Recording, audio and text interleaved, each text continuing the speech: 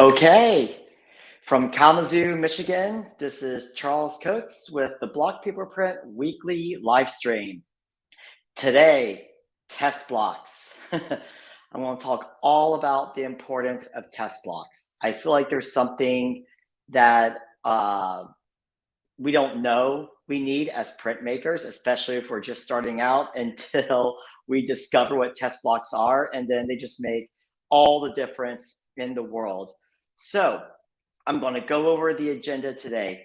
The first thing we're going to talk about is why test blocks. Why do we use them?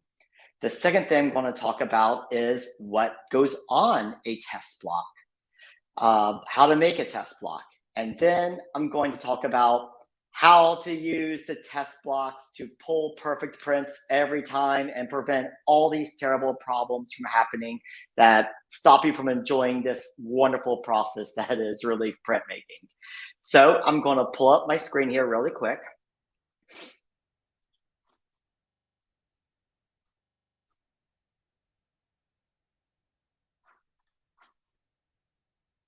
Okay. And here we go. So why do we use test blocks? Test blocks take the emotion out of printmaking. That is the most important reason. So often I'll see Facebook posts on social media, ones that say something along the lines of, I'm going to read one right now, a recent post from February that says, help please, I'm still new to lino printing and I want to produce more crisp prints. This one has turned out patchy and I'm not quite sure what I have done wrong. I haven't had this problem with other prints. So there are two things in this post I want to highlight. The person, like many of us, oh, my light just went out. There you go. The person posting this is asking, what have I done wrong? My prints are not crisp, right? I haven't had this problem. These are emotional issues. I've done something wrong. I haven't had this problem, right? The test block takes all the emotion out of that. The reason this person is feeling this like pain and anguish and feels like it's a problem, her prints aren't crisp, is because she's working on an image of her own design. So the reason why we use test blocks in the first place is to take the emotion out of printing. Okay, so I'm going to show you what a test block looks like really, really quick. Going to move here. Demo. Okay, so here is a test block. And as you can see, it's not a pretty design, right? As you look at it, what can you see, right? What are some things that you notice about this block, right? Does it seem like a waste to make a block like this, right? This block could have been a pretty picture. After all, you paid good money for your linoleum. The reason why we spend time and resources making a test block is because we can make every single mark imaginable, right? If you look here, I have some thin lines, some thicker lines, different levels of gouging, just using normal gouges. And then I have some cross hatching here, right? This is an effect that I might like to make in a print. So I want to see how it looks out without testing it on a real design first. Down here on this second level, I have all these different more gestural carvings, and these are depth carvings, right? So this goes from shallow to very deep, right? This is just like a bunch of gestural hatching I did with a U gouge. This is a lot of distressed mark making I made with a V gouge. And right here, I actually used a Dremel, one of those electric Dremels, and put a drill head on there. And I just drew with a Dremel directly on the linoleum. And so this is the anatomy of a test block, right? The marks that you could see yourself making and wanting to maybe make in the future on a print. So why are we doing that? Well, the printmaking process is overwhelming, and because there's just so many materials at play. And when we go back to this first person's question, her plea for help, how do I get more crisp prints? What am I doing wrong? More often than not, it's a combination of materials. We're going to reframe that. You're not doing anything wrong. It's all about the way the materials work together, right? When you're not looking at the print, the result of the image you had in your head, then you're not approaching it with judgment. And when I say a lot of materials, I mean a lot of materials. So here's just a small sampling of the linoleum available. This is my favorite linoleum. It's Japanese vinyl. It's what I made my test block with. Then I have some Blick linoleum, some more Blick linoleum. This is called Battleship Gray linoleum. It's very popular among printmakers. And then I have this Speedy Cut block here, right? A Speedy Cut pink block. All of these behave differently. And like, these are just the blocks.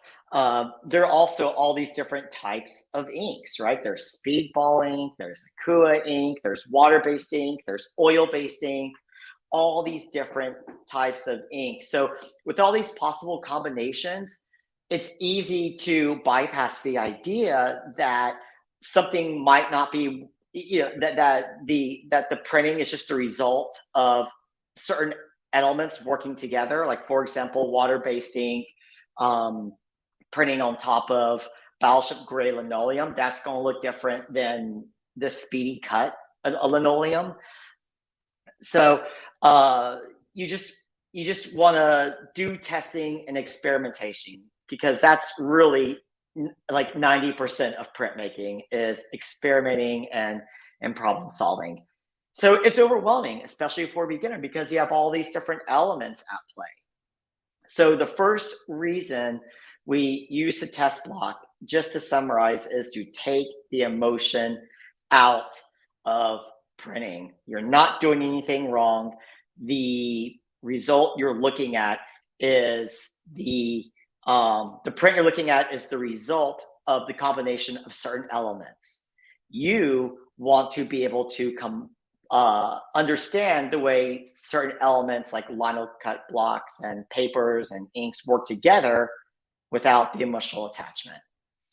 So you make the test block. Now, one of the greatest things about printmaking is the paper, right? It's just a world full of paper. And so these are just a whole bunch of sample paper packs, right? Like, inside of each of these, I have different sample papers. And so this is a sample pack from Ozuwashi in Japan, and then the Japanese paper place. And then this is right here, a sample paper pack from Legion. We're looking at hundreds of different papers. Each one of these has about 25, 30. Oh, there we go. About 25, 30 sheets in it. And so, as a printmaker, as you develop your practice, you're going to build up a paper library. And you want to understand how all those papers work together. So let me show you what I was doing when I first started out making prints. And I wanted to test paper. I knew that, okay, I have all these papers. I want to see how they work together. And so I decided to make a test print. And I'm going to show you my first test prints. Right? I made a test print called Clarity. And like, here's the paper on the back. This is what the print looks like. Here's another one. Let's see, I'm just going to lay out all these different prints that I started with my test block. So what's the problem here, right? When you look at these prints, why do you think this is not a good example a good read on how these different papers work? Well, the first reason is the block is inconsistent, right? The first reason is not only is the block inconsistent, but I'm using different colors. So I'm not getting an accurate read. So you only want to print when you're testing with one color, okay? And two, the most important reason these series of prints do not work as a successful way to test papers is because, going back to that first person's plea for help, it's an image of my own design. I've invested time and energy into, carving this block, and I was too focused on making a cool composition and a cool block, and not focused on the actual testing, not actually focusing on the types of marks and how they interact with ink and paper. As a result, when I was printing and testing this paper, I was just focused on making a pretty picture instead. And guess what? This is still not done, right? I haven't finished my first series of test blocks because here on my list of things I have to do, I have finished clarity, which is the name I gave my test block. Right, I've given it a name, I've personalized it, and it's not done. So, this is running into that same problem. I felt discouraged because I didn't like the composition. So, I started like these test blocks. Oh my gosh, like 8 years ago, I started these test blocks, and they're not done because I'm unhappy with the image. Not how you test paper and prints and inks and materials. So here's how you test the paper, the prints, the inks, the materials. You take your single test block that you made, which you have no emotional attachment to whatsoever. It's just a bunch of different marks on the block. And you print on a series of paper. All right. So this is a far more let's see, okay, a far more successful reading of this block. So I'm just going to lay these out. 1, 2, 3. All right. 4, 5. Let's see, 6.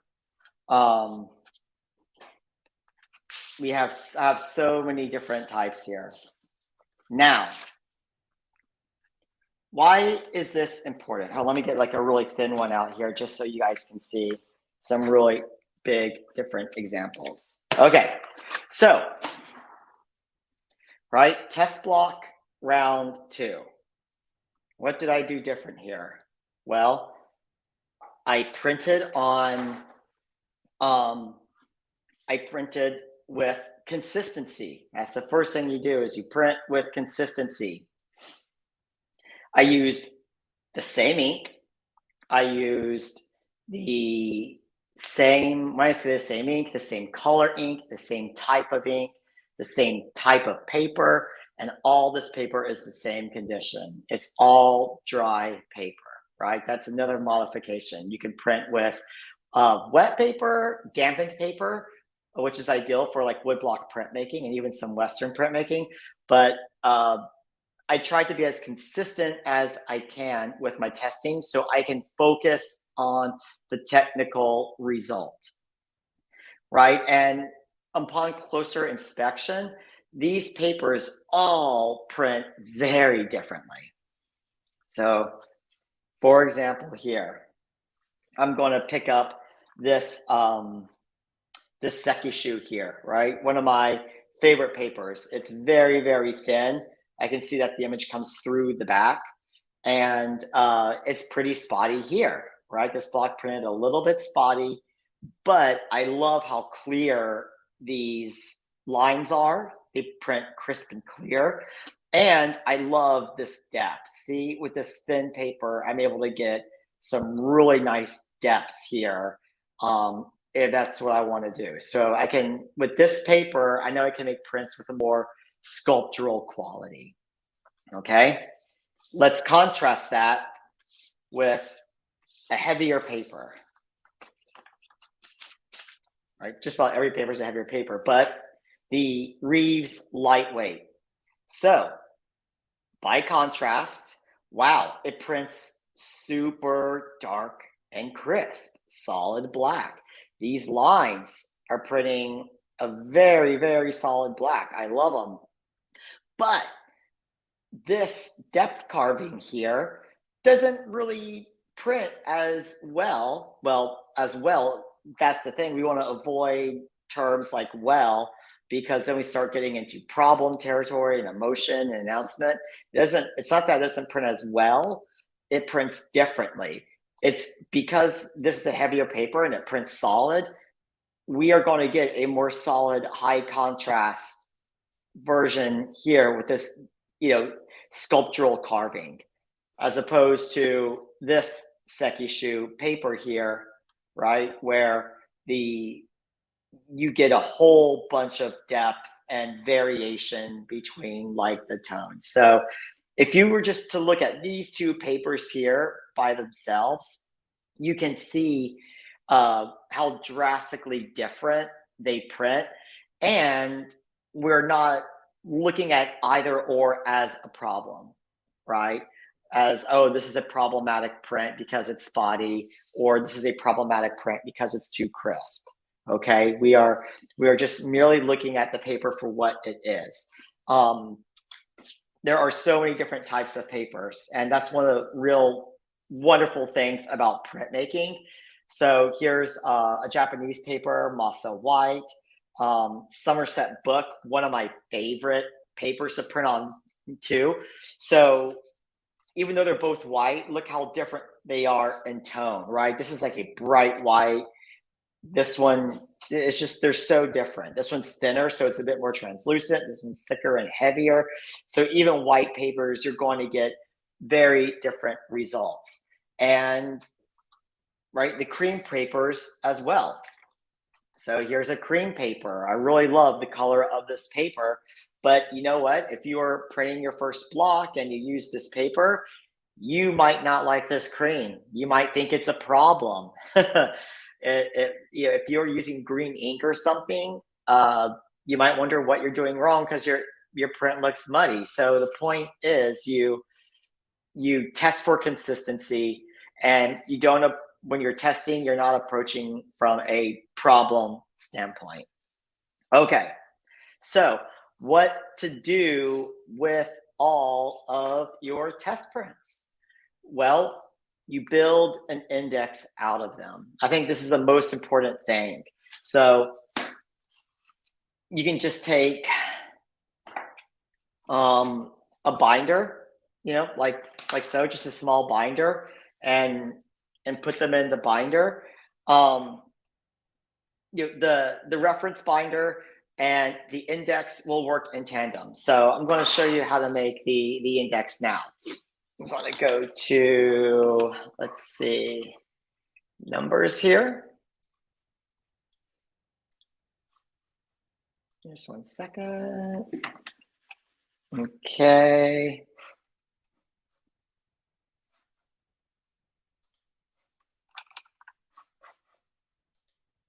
I'm going to share my screen.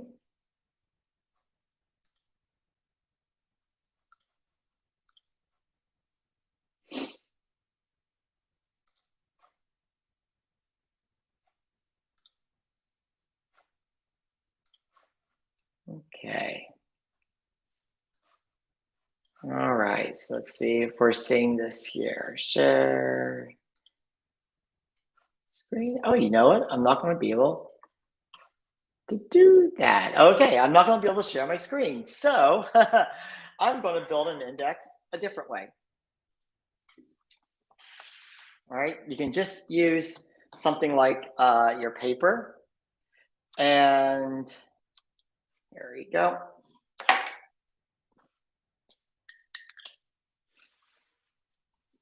we're going to start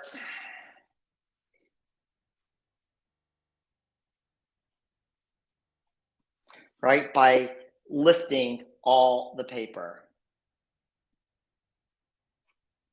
So again, I highly encourage that you get you make paper sample packs and you start listing all the paper. So for example, I love Sekishu and I love the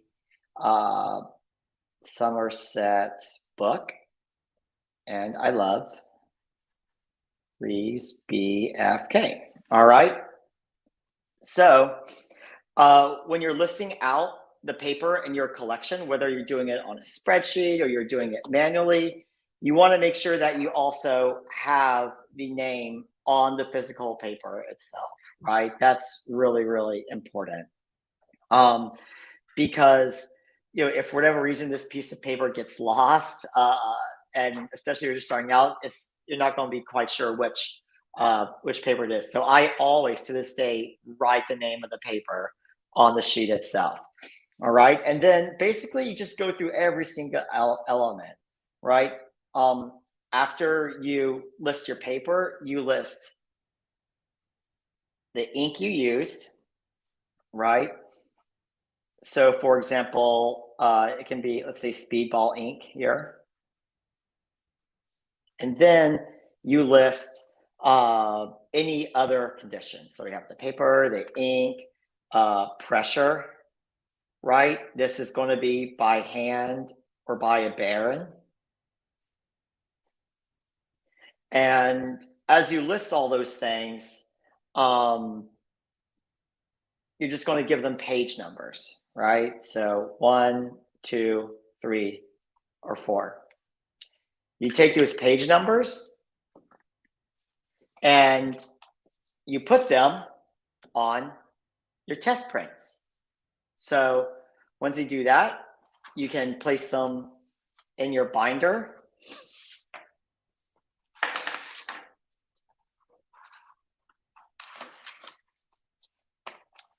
Right? I really love like these small ones. 1, 2, right? Like so.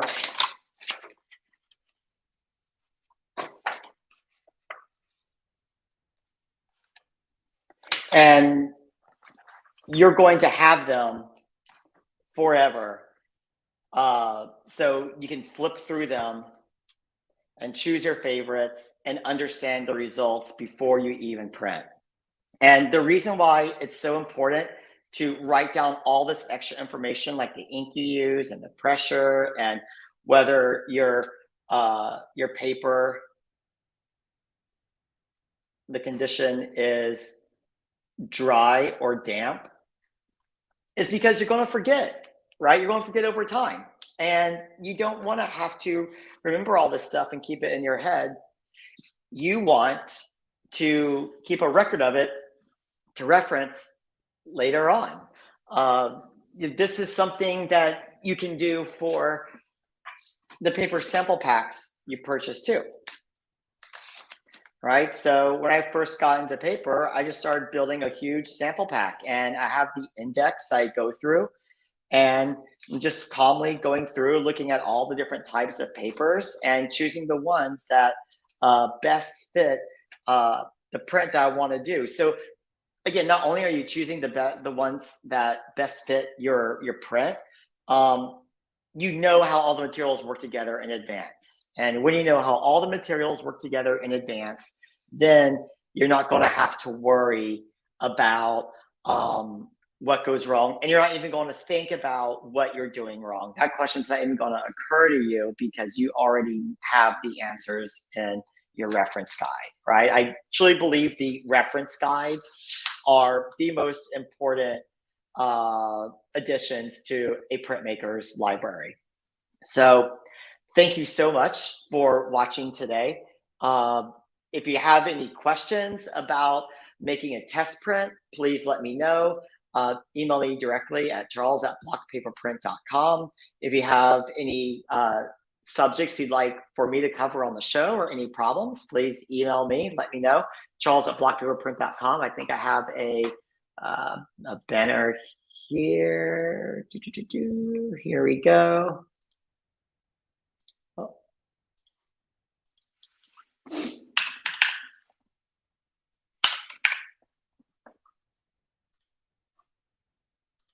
Right, so just email me, charles@blockpaperprint.com, and I'll be happy to cover your question on a future episode.